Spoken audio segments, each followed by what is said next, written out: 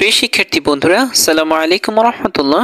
NSN একাডেমির পক্ষ থেকে তোমাদেরকে জানাই অভিনন্দন। এখন আমরা আলোচনা করব তোমাদের বিজ্ঞান বইয়ের পৃষ্ঠা নং 98 নিয়ে। তো চলো বন্ধুরা, আমরা দেখি পৃষ্ঠা নং 98 এর মধ্যে কি বলা হয়েছে। আমরা এখানে দেখতে পাচ্ছি যে খুবই সুন্দর একটি হেডিং দিয়েছে। এখানে বলা হয়েছে যে নানা কাজের কাজী, মানে বিভিন্ন কাজের দক্ষ ব্যক্তিদেরকে বোঝানো হয়েছে।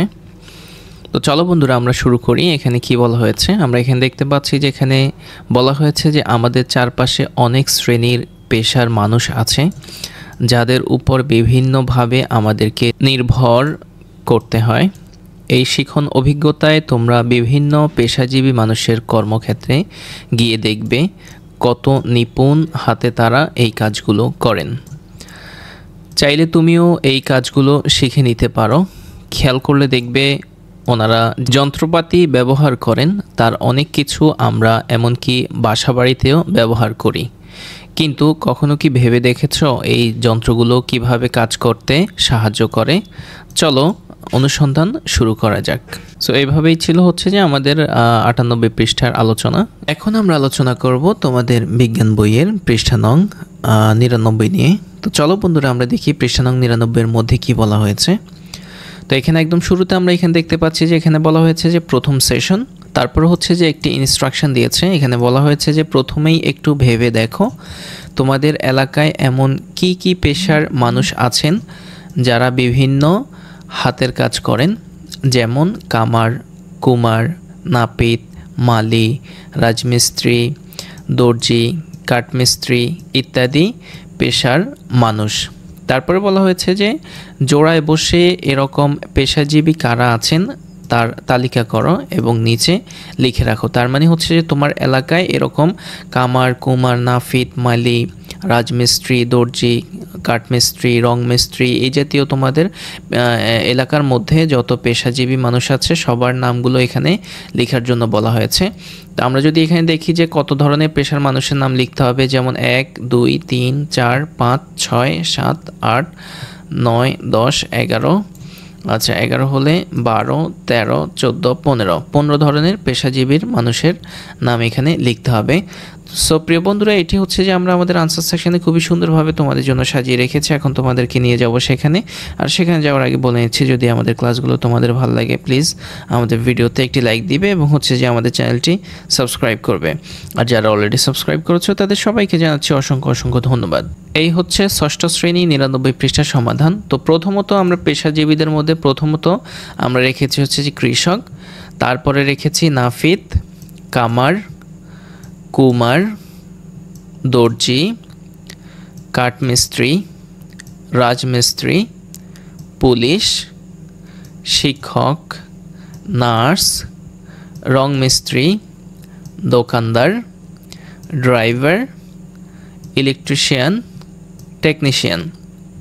তো হচ্ছে যে আমরা এখানে 15টি পেশাজীবীদের নাম রেখেছি। তোমরা চাইলে হচ্ছে যে আমরা এখানে 15টি পেশাজীবীর নাম দিয়েছি আমাদের মতো করে, তোমরা চাইলে তোমাদের মতো করে এখানে দিতে পারো, তাহলে উত্তরটি হয়ে যাবে। তো প্রিয় বন্ধুরা, এটি ছিল হচ্ছে যে আমাদের 99 পৃষ্ঠার সমাধান। আশা করি তোমরা বুঝতে পেরেছো। আর আমাদের সঙ্গে থাকার জন্য অসংখ্য অসংখ্য ধন্যবাদ তোমাদেরকে।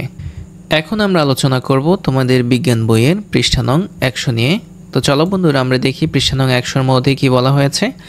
তো পৃষ্ঠা নং 100 মধ্যে আমরা কোনো ইনস্ট্রাকশন দেখতে পাচ্ছি না। ইনস্ট্রাকশন দুটি আছে, সেটা হচ্ছে 99 পৃষ্ঠায়।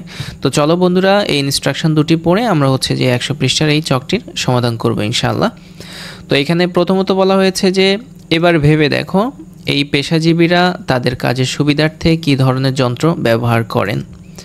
কেউ কেউ হয়তো ভারী যন্ত্রপাতি ব্যবহার করে থাকেন, কিন্তু অনেকেই দেখবে অনেক হালকা যন্ত্র ব্যবহার করেন, যেগুলোর জন্য বিদ্যুৎ বা জ্বালানি দরকার হয় না। কাঁচি থেকে স্ক্রুড্রাইভার এই সব কিছুই এর মধ্যে পড়ে। এই যন্ত্রগুলো চিনতে এবং এগুলো কিভাবে কাজ করেন তা জানতে তাদের কর্মক্ষেত্রে গিয়ে সেগুলো দেখে আসা প্রয়োজন। এমনকি চাইলে তোমরা নিজেরাও কিছু কিছু কাজ শিখে নিতে পারো। আচ্ছা, তারপরে ইনস্ট্রাকশন 2 এর মধ্যে বলা হয়েছে যে দলে ভাগ হয়ে যাও।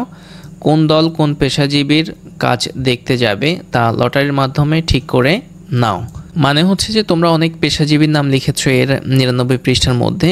এবার হচ্ছে যে কোন দল কোন পেশাজীবীর কাজ দেখতে যাবে সেটা হচ্ছে লটারির মাধ্যমে তোমরা বের করতে পারবে। এরপরে বলা হয়েছে যে কিংবা কাছাকাছি বাড়ি হলে যাতায়াতের সুবিধা বিবেচনা নিয়ে এই সিদ্ধান্ত নিতে পারো। শিক্ষকের সহায়তায় একটা সুবিধাজনক দিন ঠিক করে নিয়ে তাদের কাজ সরজমিনে পর্যবেক্ষণ করার একটা পরিকল্পনা করে ফেলো। সুন্দর একটি কাজ। আচ্ছা, এরপরে হচ্ছে যে এই চকটি। সো প্রিয় বন্ধুরা, এই চকটির আনসার হচ্ছে যে আমরা আমাদের আনসার সেকশনে খুবই সুন্দরভাবে তোমাদের জন্য সাজিয়ে রেখেছি। এখন তোমাদেরকে নিয়ে যাব সেখানে। আর সেখানে যাওয়ার আগে বলে নিচ্ছি, যদি আমাদের ক্লাসগুলো তোমাদের ভালো লাগে প্লিজ আমাদের ভিডিওতে একটি লাইক দিবে এবং হচ্ছে যে আমাদের চ্যানেলটি সাবস্ক্রাইব করবে। আর যারা অলরেডি সাবস্ক্রাইব করেছে তাদের সবাইকে জানাচ্ছি অসংখ্য অসংখ্য ধন্যবাদ। এই হচ্ছে ষষ্ঠ শ্রেণী বিজ্ঞান বই 100 পৃষ্ঠার সমাধান। সো প্রিয় বন্ধুরা, এখানে পেশাজীবীর নাম কি? আমরা একটি পেশাজীবীর নাম সিলেক্ট করেছি, সেটা হচ্ছে যে রং মিস্ত্রি। তারপরে এখানে বলা হয়েছে যে কোথায় কাজ করেন। রং মিস্ত্রি সাধারণত হচ্ছে যে বাসা বাড়িতে রং করেন, দোকানে রং করেন, গাড়িতে রং করেন ইত্যাদি। তারপর হচ্ছে কী কী টুলস বা যন্ত্র ব্যবহার করেন। তো একজন রং মিস্ত্রি অনেকগুলো টুলস ব্যবহার করেন। আর হচ্ছে যে এখানে বলা হয়েছে যে কাজে ব্যবহার করেন। তো প্রথমত আমরা দিয়েছি হচ্ছে যে একজন রং মিস্ত্রি হচ্ছে যে পেন্সিল ব্যবহার করেন। সে পেন্সিল ব্যবহার করে কেন? ড্র করার জন্য। তার কাজটা আগে ড্র করে অনুমান করার জন্য পেন্সিল ব্যবহার করে। এরপরে সে ব্যবহার করে হচ্ছে যে মোটা তুলি। মোটা তুলি কেন ব্যবহার করে? বড় জায়গায় রং করার কাজে। এরপর হচ্ছে চিকন তুলি ব্যবহার করে, সেটা হচ্ছে ছোট জায়গায় রং করার কাজে। তারপরে শিরিষ কাগজ ব্যবহার করে, সেটা হচ্ছে যে ঘষার কাজে ব্যবহার করেন। এরপর হচ্ছে যে রোলার স্টিক ব্যবহার করেন রং মসৃণ করার কাজে।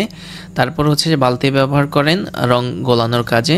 এরপর হচ্ছে যে স্প্রেডার ব্যবহার করেন হচ্ছে যে তেলের আবরণকে পাতলার কাজে ব্যবহার করেন।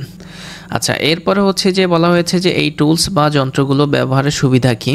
এগুলোর সুবিধা হচ্ছে যে সহজেই কাজ করা যায় এগুলো দিয়ে। তারপরে হচ্ছে যে কাজগুলো দ্রুত হয়। এরপরে হচ্ছে যে কাজের ফিনিশিংটা কি হয়? সুন্দর হয়। তারপরে হচ্ছে যে নকশা তৈরি ও সংকীর্ণ জায়গায়ও কাজ করা যায় এই টুলসগুলো দিয়ে। আচ্ছা, এরপরে হচ্ছে যে কী কী দক্ষতার প্রয়োজন হয়। তো দক্ষতার প্রয়োজন হয় প্রথমত হচ্ছে রং করার দক্ষতা ভালো হওয়া উচিত।